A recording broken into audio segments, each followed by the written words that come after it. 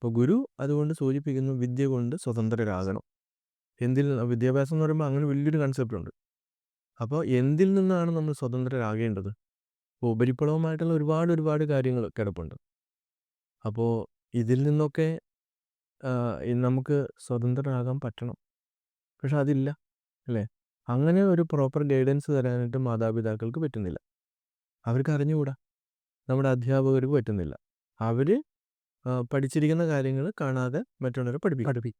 നമ്മളും ചെയ്യുന്നത് അത് തന്നെയാണ്. പലതും നമ്മൾ കേട്ടിട്ട് നമ്മൾ അന്ധമായിട്ട് അതിനെ ഫോളോ ചെയ്യുന്നു.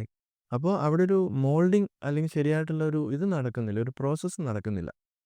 അപ്പം നമ്മുടെ ഉള്ളിലുള്ള കാമക്രോധ ലോഭ മോഹ മതമാത്സര്യാദികളെ നമ്മൾക്ക് നിയന്ത്രിക്കുവാൻ അത് അറിവ് ഉപയോഗിച്ച് അടിച്ചമർത്തുക എന്നുള്ളതല്ല, അറിവ് ഉപയോഗിച്ച് നമുക്കിതിനെ ഓവർകം ചെയ്യുക എന്നുള്ളതാണ്. അപ്പോൾ അതെങ്ങനെ സാധിക്കുന്നു? അപ്പോൾ അതൊരു പ്രോപ്പർ എഡ്യൂക്കേഷനിലൂടെ സംഭവിക്കേണ്ടതാണ്. അതില്ല. അപ്പോൾ ഗുരു പറയുന്നു, നല്ല വിദ്യാഭ്യാസ വിചക്ഷണന്മാരെ വിളിച്ചു വരുത്തി ഈ വരുന്ന ആളുകളോട് സംസാരിക്കും.